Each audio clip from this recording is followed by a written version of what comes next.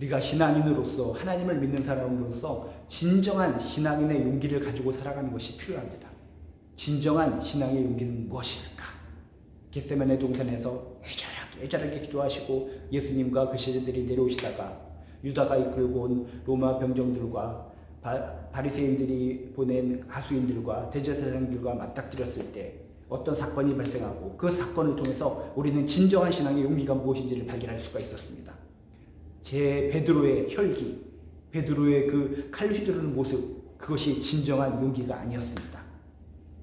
비록 비폭력이었지만 말씀에 순종하고 말씀을 따르려고 하는 예수님의 그 모습, 그것이야말로 진정한 신앙의 용기였습니다. 또한 진정한 신앙의 용기라는 것은 어떤 위기 상황에 있어서, 어려운 상황에 있어서 내가 그 위기를 모면하려고 예수님을 배신하고 믿음을 저버리는 것, 그것은 진정한 용기가 아닌 것을 우리는 발견할 수가 있습니다. 위기 앞에, 어려움 앞에 나의 신앙을 버리지 마시기 바랍니다.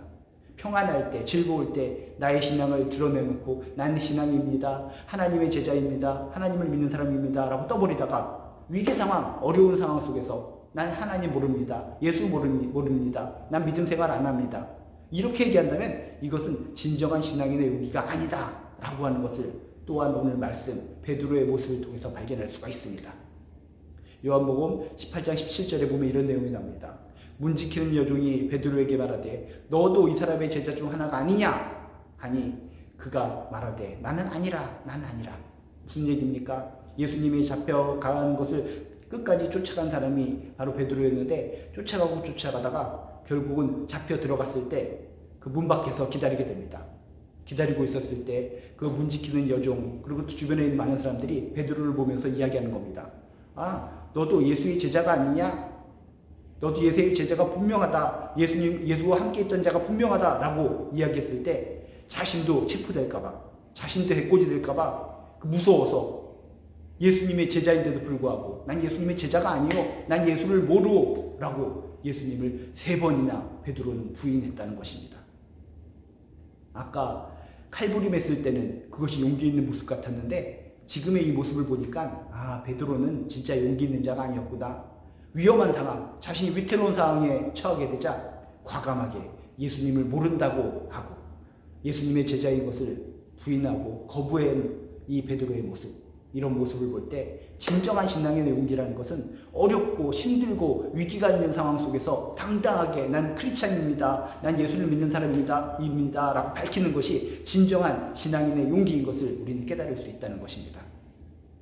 베드로 그렇게 예수님을 위한 척하고 끝까지 예수님을 근처까지 따라왔지만 이렇게 위태롭고 어렵고 힘든 순간에는 예수님을 모른다 라고 자신의 입술을 통해 이렇게 이야기할 수밖에 없었다라고 하는 것은 인간의 나약한 심리요, 연약한 심리요, 공포감이 있고 불안이 있을 때 결국 자신을 보호하려고 하는 그런 안타까운 모습인 줄로 믿습니다. 여러분, 진정한 신앙인의 용기는 무엇일까요? 진정한 신앙인의 용기는 위기 상황, 어려운 상황 속에서 나타나는 줄로 믿습니다. 평상시 즐겁고 행복할 때 그 상황 속에서는 진정한 신앙인의 용기는 보여지지 않습니다. 위기 상황, 어려운 상황 속에서도 나는 크리스찬입니다, 하나님을 믿습니다, 예수님의 제자입니다 라고 이야기할 수 있다면, 선포할 수 있다면 그것이야말로 진정한 신앙인의 용기라는 것입니다. 너도 이 사람 예수의 제자 중 하나가 아니냐 라고 여종과 주변에 있는 사람들이 이야기했을 때 나는 아니다 라고 3번씩이나 부인하고 새벽닭이 우는 것을 들었을 때 베드로는 통곡을 하고 울었습니다. 내가 과연 용기가 없는 사람이었구나. 아이고, 내가 3년간이나 예수님을 따라다녔지만 이렇게 용기가 없었을 수야 하면서 자신의 비겁함, 자신의 용기 없음을 깨닫고 눈물을 흘린 베드로의 모습, 그게 우리들의 모습이 아닌가 떠올려 보면서 우리들도 진정한 용기를 갖기 위해서, 진정한 신앙인의 용기를 갖기 위해서는 어려울수록, 위기 상황일수록, 난처한 상황일수록 더욱더 담대하게 예수를 증거하고 예수를 외칠 수 있는 그런 담대한 마음이 우리에게 있어야 될 줄로 믿습니다. 용기는 어려운 순간 진가를 발휘하게 됩니다.